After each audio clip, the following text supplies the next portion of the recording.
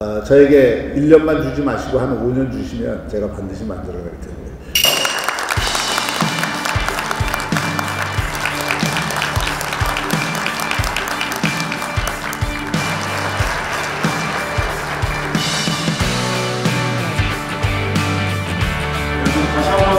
아무래도 이 시장 된 지 얼마 안 됐기 때문에 저 사람이 어떤 생각을 하나, 부산시의 미래에 대해서 또는 부산시정에 대해서 어떤 생각을 하나 이런 것을 듣고 싶으실 것 같아서 그런 점들을 좀 개괄적으로 말씀드리는 시간으로 잡았습니다. 모든 여론조사를 보면은 부산에서 제일 중요한 거 경제 살리기, 일자리, 뭐 가족 동화 다 중요한 일입니다. 중요한 일이고 우리 부산이 놓쳐서는 안 되는 과제이긴 하지만 그러나 우리가 근본으로 한번 돌아가서 또 생각을 해볼 필요가 있습니다. 우리 인간도 그렇듯이 이 도시가 무엇을 위해서 우리가 가고 있는가 하는 것을 늘 성찰하는 것이 필요하다고 생각합니다. 중요한 것은 역시 우리 부산 시민들이 나아가서는 대한민국을 생각하면 대한민국 국민들이 행복하게 사는 나라를 만들고 행복하게 사는 도시를 만드는 것입니다. 우리가 어떻게 하면 부산을 행복한 공동체로 만들 수 있느냐. 그 북유럽의 많은 도시들, 서유럽의 많은 도시들, 오세아니아의 많은 도시들, 캐나다나 이런 북미의 많은 도시들이 행복지수가 높습니다. 그 나라들의 공통점이 뭐냐. 개인의 자유가 충분히 구현되면서도 그 개인의 자유가 공동체의 가치와 조화를 이루고 있는 곳이 되게 행복지수가 높습니다. 부산이 앞으로 이런 개인의 자유와 공동체의 가치를 조화시키는 방향으로 많은 투자를 해야 된다. 삶의 질에 투자를 해야 된다. 저희 보시면은 부산의 삶의 질 순위가 점점 떨어지고 있잖아요. 전 세계 도시 순위에서.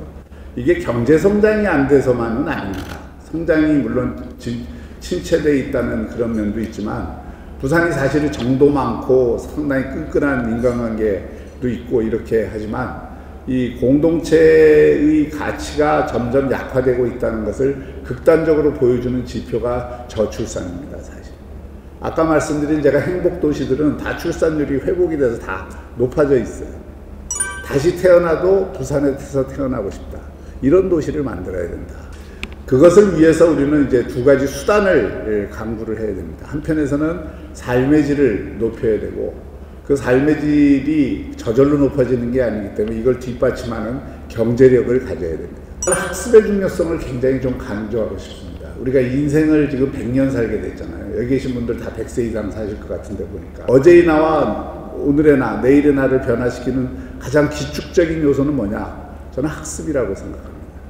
인간은 기본적으로 이게 동물들과 달라서 이 지적인 생각을 먼저 하고 행동을 하는 유일한 동물이기 때문에 거의 그렇기 때문에 이 생각의 힘을 키워야 삶을 변화시킬 수가 있습니다. 도시 입장에서 보면 어떻게 하면 우리 시민들에게 다양한 그리고 신층적인 학습의 기회를 또 개인이 원하는 각 분야에서 학습을 더 잘하게 해줄 수 있을까? 이걸 고민해야 되는 거죠. 이게 삶의 질에 대한 투자 가운데서 저는 제일 중요하고 그래서 인생의 매 국면마다 부산은 공부할 게 풍부하고 공부할 때가 많고 공부하는 방법이 좋더라 하는 도시를 만드는 것을 우리가 지향을 해야 됩니다. 제가 이번에 그 혁신위원회에서 준 그 비전이 그린 스마트 도시인데 우리가 사실은 이 21세기 문명, 우리가 항상 도시를 경영을 할 때 또 국가 경영도 마찬가지입니다. 시대가 어디로 가고 있는가? 보편적 문명의 질이 무엇인가를 항상 고민을 해야 됩니다. 저는 그런 면에서 이 기후변화에 대한 대응, 또 이 새로운 어떤 생태 환경에 대한 인식, 그 기초 위에서 도시나 국가를 적응을 시켜 가야 된다. 그런 의미에서 그린 스마트 도시를 얘기하는데 그린이라는 건 바로 그런 탄소 중립이나 기후변화에 대한 대응이나 친환경적인 그 삶이나 이런 쾌적한 미세먼지 없는 쾌적한 환경이나 이런 것들을 지향하는 것이고 그런데 그게 과학기술을 배제하는 게 아니라 과거의 환경주의자나 과거의 어떤 식의 그거는 성장을 안 하면 환경을 보호할 수 있다. 예? 4대강을 개발을 안 하면 환경을 보호할 수 있다. 그거 다 잘못된 이야기들입니다. 서울이 왜 부산보다 그렇게 잘 될까요? 딱 한 가지 이유입니다. 뭐 중앙정부가 있고 뭐 예산이 있고 뭐 서울시 예산이라 그래봤자 부산의 인구 대비하면은 더 많지도 않습니다. 무엇이 문제냐? 서울에는 대학들에서 좋은 인재들을 엄청나게 많이 만들어내기 때문에 기업들이 거길 떠날 수가 없는 거예요. 공간만 만들면 기업과 대학이 그냥 알아서 사람들을 써요. 신산업들을 결국 해야 되는데 신산업을 하기 위한 가장 중요한 조건이 뭐냐? 결국은 사람입니다. 사람. 다행히 부산에 4차 산업혁명과 관련해서 상당히 좋은 유리한 조건이 있어요. 원전이 가뜩 있기 때문에 여기서 전력 공급이 되기 때문에 지금 다른 건 몰라도 데이터 센터들은 전 세계적인 기업들이 부산에서 다 데이터 센터 만들려고 그래요. 전기값 싸고 용수 풍부하고 그와 관련한 인력이라는 것은 사실 키웠으면 되기 때문에 그래서 데이터 센터들은 지금 미음지구도 꽉 찼고 땅만 지금 한 30만 평 있으면 그거 금방 채울 수가 있습니다. 그만큼 우리 입지와 관련해서 그런 것들이 중요한 장점인데 근데 이제 다른 분야도 마찬가지입니다. 다른 분야도 이 대학들을 살려갖고 어떻게든 그 대학을 살리는 게 상아탑으로 살리는 게 아니라 산업 친화적인 대학들로 다 바꿔야 됩니다. 그 바꾸는 거를 지금 마침 대학이 거의 이제 깔딱고기에 들어섰기 때문에 대학도 이제는 정말 막바지에 몰린 거예요. 그래서 기회죠. 그래서 대학의 변화를 이끌어내고 그 대학의 변화와 여기 기업인들이 지역에서 좀 더 이제 적극적으로 인재를 발굴하고 키워서 쓰겠다고 하고 또 이 부산의 새로운 신산업을 목적의식적으로 끌어내고 또 이것을 뒷받침하기 위해서 곳곳에 창업단지와 산학협력단지를 만들고 거기에 일하려고 하는 사람들에게 돈을 대줘야 됩니다. 돈을. 그래서 펀드를 대규모로 조성을 하고 부산에서 블록체인만 하더라도 지금 특구가 돼 있는데 아무것도 지금 실행되는 거는 별로 없잖아요. 제가 획기적인 하나의 블록체인 테스트베드를 만들어서 지금 준비를 하고 있는데 그런 것들을 한번 보여줘야 됩니다. 야, 부산에서 블록체인 하니까 이게 되는구나. 그냥 크립토 커런스, 그러니까 이제 가상화폐 무슨 해갖고서 뭐 투기적인 돈벌이 하는 블록체인이 아니고 정말 이게 블록체인 갖고 제대로 뭔가 새로운 이 가치를 창출하고 투명성과 책임과 공유라고 하는 그런 가치를 살려내고 공정의 가치도 살려내고 이런 게 하나 만들어지는 걸 보여줄 필요가 있습니다. 다행히 지금 블록체인 기업들이 부산에 대한 관심들이 세계적인 블록체인 기업들이 많기 때문에 이걸 끌어들여서 할 수가 있습니다. 또 하나는 이제 15분형 도시를 제가 하려고 하는 이유도 아까 삶의 질 선진 도시하고도 연결이 되고 우리 그 도시의 가치를 어떻게 지향해야 될 건가도 연결이 됩니다. 사실 부산에 오면은 만약에 저 해양에 떠 있는 선박이 미세먼지를 좀 덜 내뿜는다면 또 도시를 다니는 이 컨테이너 차량들 이런 것들을 좀 줄일 수 있다면 미세먼지가 굉장히 좋아질 거예요. 부산이 바람의 방향도 좋고 중국의 영향도 덜 받고 하니까 굉장히 좋은데 미세먼지가 많아요. 사실 부산. 그 이유는 그런 요인들을 우리가 제어를 못해서 그런다. 그리고 부산의 교통체증이 심하고 멀리 다니니까 이게 또 문제가 되는 겁니다. 예를 들어서 대심도 고속도로도 있고 고속철도도 있고 제가 생각하는 어반루프도 그런 컨셉과 연결이 되는 건데 교통도 다층 체계를 가질 수밖에 없으니까 그렇게 해서 15분 도시 내에 제가 이제 그 맵을 그릴 겁니다.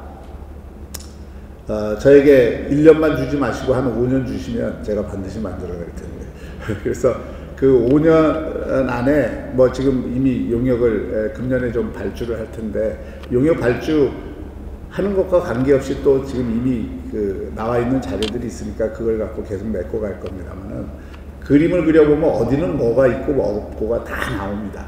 이제 갈매길 지금 얘기를 제일 아름다운 도시로 한번 만들어 보고 싶습니다. 우리가 뭐 샌디아고라는 게 별거 아닙니다.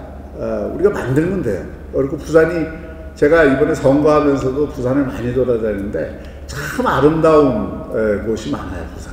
부산이 참 아름다운 도시입니다. 보면 볼수록. 그러니까 우리는 이제 해운대만 가고 광안대교만 보고 뭐 이러니까 그런데 저기 부민동이나 아미동에 가서 한번 부산을 한번 보세요. 정말 아름답습니다. 저기 초량에 위에 올라가고 부산을 한번 보세요. 정말 아름답습니다. 저 다대포 모름대 쪽에 낙조를 한번 보세요. 세계 최고로 아름다운 낙조예요.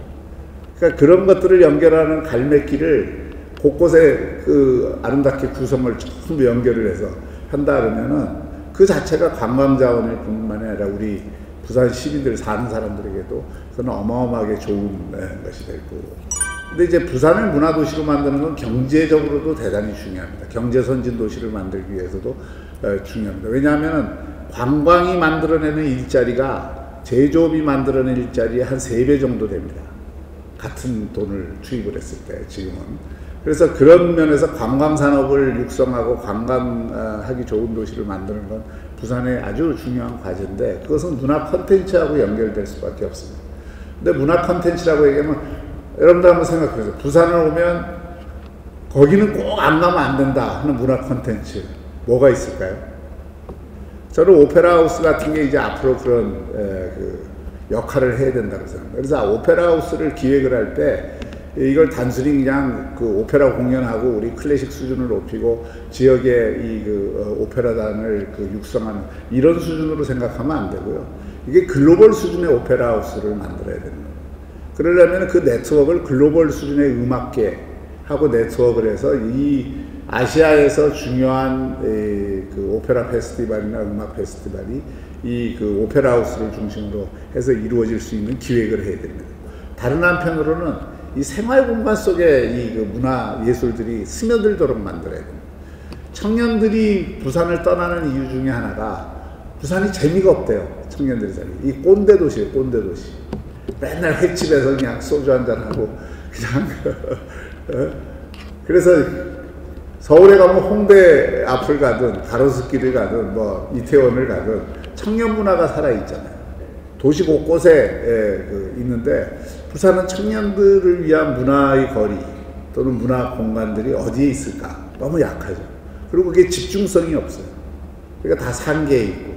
그럼 어떤 거리가 그런 어떤 그 문화가 살아있는 청년 문화가 살아있는 그런 그 공간을 만들어주지 않으면 이게 매력적인 도시가 되기가 참 어려운 겁니다. 문화가 살아있는 그런 어떤 도시를 우리가 그렇게 조성해 나가는 게 필요하지 않느냐. 제가 지금 미래혁신위원회는 이런 비전을 좀 가다듬어 달라 이런 제가 요구를 해서 그런 비전들을 좀 더 체계적으로 담아서 도시를 어떤 식으로 이게 시급한 것과 중요한 것을 이야기할 때 중요한 것들을 놓치지 않고 하나씩 쌓아가고 또 거기에 새로운 물꼬를 트고 그래서 새로운 파동을 일으키느냐 하는 게 중요하다고 보고요.